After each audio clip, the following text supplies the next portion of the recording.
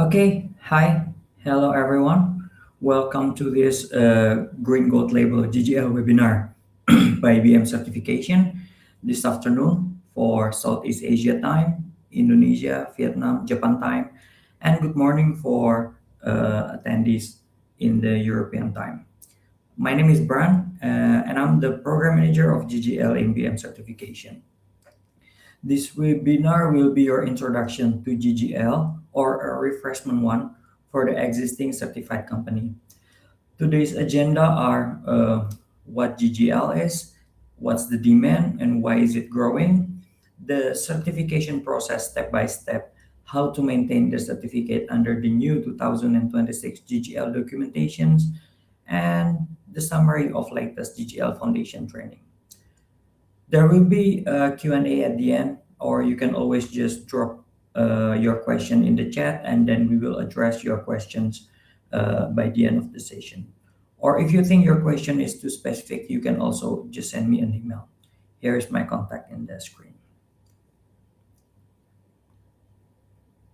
Okay, we start with the organizer of this webinar. So the organizer is BM Certification. BM is an international group of companies. We have 14 subsidiaries across Europe and Asia. In Asia, we have office or representative or local auditors in Indonesia, Japan, Vietnam, and Thailand. We are serving clients in more than 30 countries. We are accredited and independent. We do audit which are trusted by regulators, buyers, and stakeholders. We would like to emphasize that we have the capability of doing audits in the end user market and in the supplying markets. So whether you are selling your material to Japan market or to the EU market, we have offices in Japan. We have also offices in Europe. And if you are from the supplier side, we have also offices in the supplying countries like Indonesia or Vietnam. So this gives you a great benefit because then our presentation, for example, in supplying countries, we can give you local auditors who understand the language, who understand the mills, the customs, and the field conditions. And we are accredited by international accreditation. So one partner, you got both markets. BM certification, we do certification and inspection from management system, supply chains, forestry, agriculture, biomass. We also do validation and verification for carbon, FERA projects, EPD, LCA. Some of our most dominant accredited programs are Green Gold Label, GGL, International Sustainability and Carbon Certification, ICC, SURE, and SBP. But it's actually not only that. We have this huge amount of accredited programs and services that we can offer. In fact, I cannot keep track of our accredited program. We keep on having new accredited programs time by time. So if someone is asking me whether we have a certain scheme, I had to check myself every time. So most likely the answer is yes. And we'd like to be your reliable partner in certification. So whenever you need one, sometimes you don't know which one, we have just the right one for you. And the implication is that we can provide combined audit for you. For example, for a company who wants to do GGL and ICC audit, a combined audit of GGL and ICC, we can do that. So meaning we can do the GGL and ICC audit within the same time, meaning more efficient in time and money, as most audits are actually checking the similar things or similar documents. So a bit of my background. So I've been working as a researcher in environmental and forestry, as well as in the certification body as auditor, program manager in total for over 10 years. Now I'm currently the GGL program manager in BM certification while still doing audit to keep up with the field technical skills. Whenever you have questions related to GGL or basically anything, certification topic, biomass, biofuel, ICC, FSC, carbon, a certain market, just reach me. I'm also available on WhatsApp. So certification should not feel like a black box. Certification is supposed to be a tool, and we BM certification will help you guides on defining the scope, preparing documentation, and completing the audit. So let us get into the main topic, the agenda for today's webinar. So first is, what is GGL and who is it relevant for? And then second is why GGL matters, and then why is it getting more important now. And the third agenda is for the new user, how to get certified and what to expect from the audit. And then fourth agenda is for the existing user. So there are big changes this year from GGL and how to navigate. So if you are new to GGL, you will benefit deeply from agenda 1 to 3. And if you are already working with GGL, you will also get some summarized information on what just changed this year in GGL. So GGL is an international certification program for sustainable biomass. It established in 2002, which is one of the longest and oldest certification for biomass. It's owned by the GGL Foundation, based in the Netherlands. GGL certification covers the entire supply chain, from the point of origin, biomass producers, to collection, processing, trading, transport, and into the final conversion into power, heat, or electricity. And the scope includes woody biomass, agri-residue like palm kernel shell, cashew nut shell, and waste wood biomass, as well as bioliquids. Chain of custody built on mass balance and verified GHG emissions. And it's getting more important because now more and more countries are requiring the incoming biofuel and biomass to have the information on the GHG emissions. And this is what makes GGL significant, because they have the GHG emission in their certified material. And GGL is already approved by the Japanese regulator, METI, Ministry of Economy, Trade and Industry, for the FIT-FIP subsidy mechanism, and also used for the Dutch or the Netherlands SDE Plus program. GGL also now ready for expansion into the new regulatory market, including the EU RED. The photo is the BM certification team with the GGL Foundation during the 𝐸𝐭𝐲 harmonization training in Jakarta, Indonesia. So we already know what is GGL, but who is it relevant for? So GGL can certify 4 different participants in the supply chain. So first, if your company is a biomass producers, if you are a plantations, if you have forests which are dedicated mainly for the biomass harvest for energy, then you can get certified for as a biomass producers. If your company is collecting waste or residue, then you can get certified as a first collector. For example, if you are a collecting company who are collecting palm kernel residue from a palm oil mill. And if your company is doing trading for certified GGL material, then your company can get certified as a trader.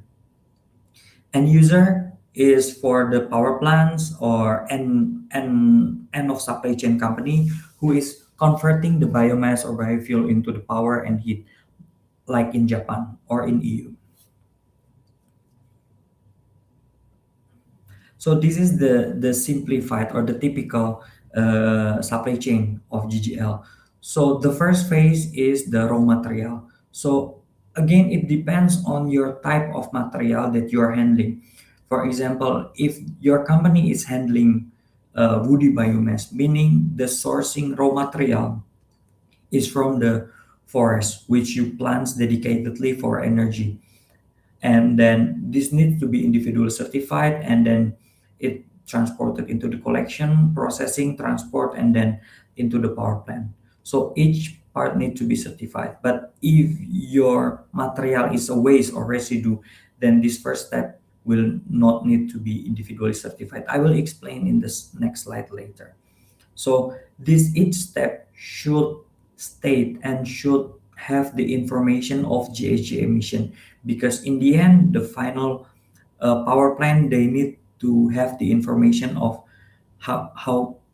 what is the LCA emission of this certain product that is being converted into, let's say, electricity. So this is the simplified supply chain of GGL. So to simplify, there are like four different scopes in the supply chains. First is point of origin. So I will explain this in the manner of waste and residue supply chain, because most of the certified companies for GGL is for the waste and residue industry. So let's say your company is a first collector company. Then you are collecting palm kernel shell from your suppliers, which is the point of origin. So the definition of point of origin is the location or point where the waste is being generated. It is not mandatory to be individually certified. So that's why there is no small GGL logo in the in here in the picture, because if you have this small GGL logo, meaning that you need to get your individually certified. But here, point of origin, it's not mandatory. And first collector is the first company that need to be individually certified. And first collector, they need to do the internal verification to each of the point of origin, and then the point of origin need to supply with this document called raw material statement. And then afterwards, first collector who collects from point of origin, they need to be individually certified, and then they can sell their material, let's say, to trader. And then the trader, of course, they need to be individually certified. And the definition is actually is a company that is trading certified material. What's the difference between trader and first collector? So first collector can buy directly from point of origin, but trader cannot. Trader can only buy from the certified supplier. So it's either first collector, certified first collector, or certified another trader. So that's the difference. And the transaction between certified companies, they need to be accompanied by document called transaction certificate, or TC. And this TC document will be issued by the certification body. And then the end of supply chain is the end user or power plant. And they need to demonstrate that they are complying with the calculation of conversion, and then they need to provide information that the calculation of conversion is correct properly, and then they also need to calculate the total GHG emission per batch of conversion. And why GGL is becoming increasingly important. So these figures come directly from GGL Foundation's own 2026 training data. The story is quite dramatic. So we can see the volume grew from under 1 million in 2022 into 9 million in last year, 2025. So you can see the growth is happening. For Southeast Asia suppliers, this means that this opportunity is huge, and the competition is only for certified companies. So without certification, meaning you don't belong to this opportunity. And now buyers can choose among certified suppliers. So being uncertified, meaning you are being excluded from the market. And this is also the same figures comes from GGL Foundation training. We can see that in by the end of last year, 2025, 77% of the certified companies are coming from Indonesia. So incoming by suppliers or biomass is still dominated by palm kernel shell coming from Indonesia, and Malaysia comes in second with 21%. And also Thailand market is growing. And by the type of material, the material certified for GGL is still dominated by palm kernel shell for up to 91%, and then only 9% is woody biomass. Woody biomass is, for example, is wood pellet or wood chip, yeah. But it only makes up to 9%. So from that, we can see that the demand is there. The market demand is there, the market growth is there, but we should also know that the regulatory demand is tightening, not loosening. Japanese fit or FIP rules. This is the regulation that attract the company to be certified, because the Japan METI, the Ministry of Energy, Trade and Industry, they introduced a mandatory life cycle GHG assessment for biomass power plant who are seeking for FIP support. They have a certain standard that needs to be achieved by these power plants, so they can, so the government will buy the electricity with premium price, and the number of the target is keeps on rising year by year, meaning that the demand will only get higher. And GGL is also preparing for EU RED recognition. And the takeaways from this is that the demand for renewable energy will keep on increasing. However, the demand is only for certified renewable energy, because only certified renewable energy is eligible for the market. So why it matters now? The best time to enter the GGL supply chain, the GGL certification supply chain is 2 3 years ago, and then the second best time is now, while you can still shape your operation to comply with the standards. Now, with GGL certificate, you will have market access, because no certificate meaning simply you cannot do anything to sell your product into fit supply chain. And then second is price premium. If you have, if as a power plant, for example, if you have your certified power material, meaning that the government will support you with the premium price. And buyer scrutiny. Now, Japanese buyer, EU buyers, they are really careful when choosing suppliers. They know that now information of certified suppliers are available online in the certification website. So imagine your company is certified, and then you can show your compliance in the database certificate. It will create better trust for your buyers. And this database of certification in the website, they show you history of your certification, meaning that you, if you have a good history of certification, like you already certified 2 years ago, 3 years ago until today, it means that the buyer can see that you are a good company, that you are keep on trying to comply with certification standard. And the last point is that EU market is coming. So with GGL recognized in EU RED, it opens a new bridge to the EU market for biomass. However, only EU-based CB can do EU RED audit, because the CB should be accredited by EU accreditation body, and BM certification is one of that. So now we know about GGL, we know the market, we know why is it important. And for the new user, how to get certified. So first, you need to define your role, you need to define your scope, you need to define your material category. And this scope definition it's very important, because you need to know whether you are a producer, biomass producer, whether you are a first collector, trader, and user, whether you want to enter a certain market, FIP, EU RED or SDE plus, and what type of category you are handling. If you have questions related to this, just contact me, just let me know. And second part is that contract and audit planning, of course, with the accredited certification body, and it should be an accredited certification body by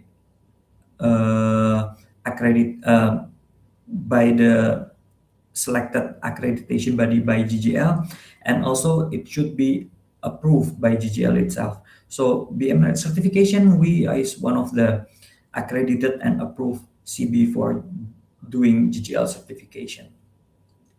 Third is preparation. So internal preparation, you need to build your own chain of custody system. You have to make sure you have a properly documentation, mass balance, supplier verification. You need to calculate your GHG data. You need to prepare the supporting documents. All these preparations, you can do it yourself, because GGL is actually providing all the required standards, principle, freely publicly in their websites. You can just download, you can read it yourself, and then you can easily understand what they want. And we BM certification as the CB, we just come and then make sure that you understand properly, you comply properly with those standards and requirements. Fourth step is we do the certification audit. And then after the audit, if you have non-conformity, you need to close it with corrective action. We need to resolve the NC. And then after that, there will be certificate decision and the certificate issuance. And after you have your own certificate, we will register you in the GGL platform. The platform is called GGL. So this is where you will get access to your certificate. You will also need to register your transaction here, and your buyer will also see you here. So this is like a integrated platform for all the GGL certified companies. And then of course, every year there should be annual surveillance audits to maintain the certificate. So the typical timeline for you if you are considering having a GGL certification. So the first phase is application and contracting. It will take 1 to 2 weeks. It really depends on your responsiveness. The the application includes the application form, the quotation, agreement, signing agreement, invoicing, and then afterwards we go to the preparation and system building. This is internally. You do this internally, so it really depends on your internal readiness. Let's say you hire your own consultant. You are only, let's say, a trader. You can be ready within a week probably. But if you are a big power plant, you have many suppliers, you have many warehouse or stockpiles, then maybe your internal preparation can take up to weeks or months. And then the audit itself, it will be around 1 to 5 days, depending again on your complexity and your size of your company. And if during the audit there is NC, then you need to do corrective action. And the regulation is that maximum 3 months we will give you to resolve the NC.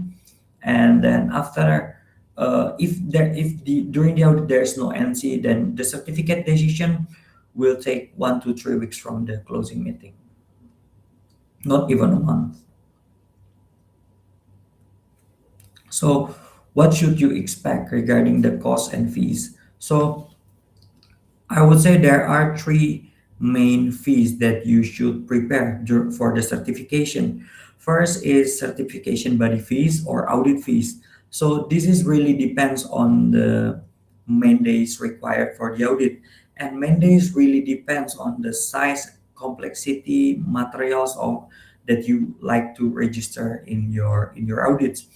For example, if your company is a trader, then we require perhaps 1 day only, and only, let's say you only register one material. But again, if you have multiple stockpiles, you have multiple suppliers, then the audit will take longer, and then of course the audit fees will be higher. The audit fees, I would say the ballpark number will be around €1,000 until pretty much unlimited, depending on your company size. And this will be charged annually on every audit. And then second is the GGL participant fees, and I will explain in the next slide what are the participant fees that you have to expect. And then third is the internal cost. This is of course really depends on each company on how are you going to prepare your internal operation to comply with the GGL requirements. So more about GGL participant fees. So GGL participant fees are the fees that are charged by GGL but charged through CB. So GGL will charge CB, and then CB will charge the company or participant. So mainly there are two different fees in GGL. First is variable fees, and then second is fixed fees. So it really depends on your scope, your company scope. If your company is a biomass producer, or if you are forest company, or if you are the first step of the supply chain who who produce the material, then you are subject to 0.11 euro per metric ton of biomass that you handle. And if you are a trader or if you are an end user, there will be this categorization of fees that are charged to you. So it will be charged twice a year, meaning that the first charge is the minimum fee. Let's say you are a trader. So in January, there will be 250 invoice. And then if by the end of the year, it turns out you are handling more than 50,000, let's say you are handling 100,000 metric tons, there will be another additional 1,000 euros invoice by the end of the year, for example, like that. The same thing applies for the end user. What to know about the audit? So audit day is applicable for, there's like main audit day and then there's like sample audit day. So for main audit day, uh, is for the central office, for the trading office, for example, or your factory or your power plant, the main activity of the company. And then there's also sample visit to your external warehouse, to your sample visit to your suppliers or point of origins. And the number of sample is the square root of the total storage and point of origin. So for example, a trading company only have one trading office, then it's usually 1 day on-site visit to their trading office. Power plant company usually we will visit 1 2 days into their power plant, and additional day if they have external warehouse or stockpile. If your company is the first collector, then you should expect 1 day in the central office, and then square root of external warehouse or stockpile, and then square root of point of origin as a sample. If your company is a forest company as a group plantation, then you should calculate based on the size and number of your plantation. So during the audit, there are possibility of NC, and in the end there will be certificate. So for NC in GGL, there are NC major and NC minors. So NC majors by regulations, it's prerequisite, meaning it should be closed, it should be corrected within 3 months deadline. And the NC for minor is 12 months. However, certificate cannot be issued if NC major is not closed. So certificate can still be issued if there is NC minor still open, but it will be checked on the next annual audit. And if certificate decision is proven to be positive, then certificate will be issued to your company, and it will be valid for 5 years with mandatory annual audit. If you don't do the annual audit, then your existing certificate will be suspended for a moment temporarily, and then after 6 months, the suspension will be your certificate will be terminated. So in GGL, there are six main standards. Standard one is for chain of custody, so for everyone in the supply chain. And standard two is for agricultural source, or for biomass producers from agricultural plantation. And GGL S4 is for transaction certificate and product certificate. GGL S5 is for forest management company, and GGL S6 is for power company. There are no S3. I don't know why. It's from the GGL. They have this S1 to S6, but there is no S3. And all these principles, all these standards are publicly available in GGL website. You can simply go to their website and then download each of the standards, and then they will clearly indicate what is, let's say, standard one, what is the principle 1.1. The company need to have system manual that covers the explanation of each step of the processing flow, for example, like that. So yeah, we will not go deep for each principles because this will take another at least half day of training or whole day of training just to explain one by one about the standard. But this if you don't need to comply with all this, you only need to comply to what is relevant to you. And the next slide, I will explain to you about which standards is relevant to you. So now the formula is like this. So first step is that we need to understand that all GGL participants should should at all times comply with the following GGL standards, which is standard 1 and standard 4. So regardless what type of scope you have, regardless what type of material you have, you need to have at least standard 1 and standard 4. So this is the minimum requirements for you to be certified. So after you have standard 1 and standard 4, second, that you need to decide which specific module regulation that you want or you need. For example, here there are three different modules. For example, RED, this is for EU RED, and then FIT module, this is for Japan FIT, and SDE plus, this is for Dutch SDE module. So module is not an entire standard. Module is just an additional documents or requirements depending on your market that you chose to your liking or to your needs. So after, let's say you are choosing already standard 1 and standard 4, and then you are choosing uh, FIT Japan module B, and then third step is that depending on your type of scope and then your material category, and then you will have additional standard. For example, if you are a forest company, whether you are a big forest company with forest management units area more than 500 hectares or less than 500 hectares, or from landscape management, then you will have an additional standard 5. But if you are a biomass producer or first collector handling material from agricultural biomass, for example, you have plantation for grass that you plant the grass dedicatedly for energy purpose, then you will subject to additional standard 2. So if you are a biomass producer or first collector which handles category 5, then there is no additional uh, standard that is applicable for you.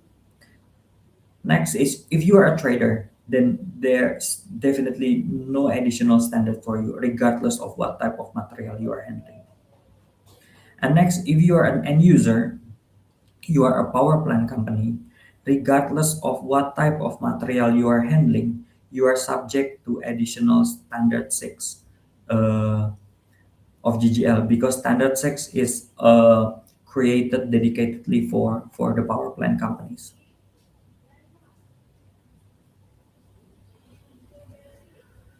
So previously I mentioned type of categories. So in GGL, there are categories of biomass, and the definition is that category 1 is for woody biomass. For example, you are a forest company and the size of your forest management units are considerably larger than 500 hectares, then your material is considered as category 1 biomass, category 1 woody biomass. And then if you are forest company from smaller FMUs, then you are category 2. If you are a company which are handling biomass from landscape and nature management, category 3. And if you are handling agricultural biomass, as I mentioned before, for example, you have plantation of grass which is dedicatedly planted, let's say, to make grass pellets, then you are as a category 4. And if you are handling material which is a waste and residue, for example, palm kernel shell from palm oil mills or sawdust from sawmill, then you are handling category 5. And we can see in the earlier slides that most of certified companies are from the category 5.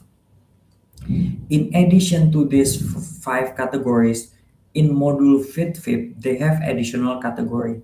Not really additional, it's like they have their own categorization. So in Japan FIT, there is agricultural residues, and there's also woody biomass. So In addition to this category 1 and 5, they also need to be categorized whether your material is AR or WB if you are supplying to Japan.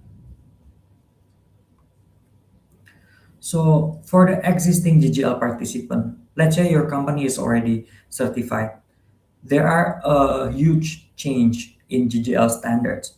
For example, like this, for standards 1 to standard 6, the latest it was updated was 2017, 18, 19, and then this year, all those standards are having major updates, although early this year. So again, all these standards are available publicly in the website. You can just easily download the standards and then read what changed, because conveniently in those updated standards here, in the first couple of pages there is like change logs, so you can see what changed from previous standards, so you can easily get the summary of what would be your change that need to be applied to your operation, because what changed from the regulation. Again, we will not go deeply into those uh, changes in standards. And then this is the summary of from those changes. So this might be quite overwhelming for the new user, but for the existing user, this is a very important information. So some of the major changes, but not limited to this. So first is GGL participant fee. So GGL will charge you now based on the amount in the incoming request stock. So they not charge you based on outgoing amount in TC. Second, biograce is already phased out by end of last year. Now, as a company, you need to calculate your GHG using the GHG tool. This is optional. You can have your own calculator, but GGL also provide this GHG tool. This GHG tool provided in their website freely. You can just download. However, the calculation is subject to approval by CB during the audit. GGL also now more detailed definition of scopes and material category, and RSPO mass balance, which used to be included as endorsed, is now no longer included as endorsed. Now only RSPO, IP, and SG is endorsed in the list of endorsed certificates. And now there is this new requirements of source land, that meaning that the mills need to include information to make sure that the biomass doesn't come from the land that are deforested after 31st December of 2020. There is new format of raw material statement. So previously raw material statement is only like 2 pages. Now they have 3 pages up to 4 pages of information that need to be provided by your suppliers or point of origin. And then now there's a mandatory to use GG Ledger, to issue TC, to register your transaction, and then to also register your certificate. So that's all for the quick explanation of the webinar. So whether you are entering new market, you are responding to customer requests, preparing for regulation, strengthening your internal system for the updated changes, we will be happy to help you. So do you have any questions related to this presentation?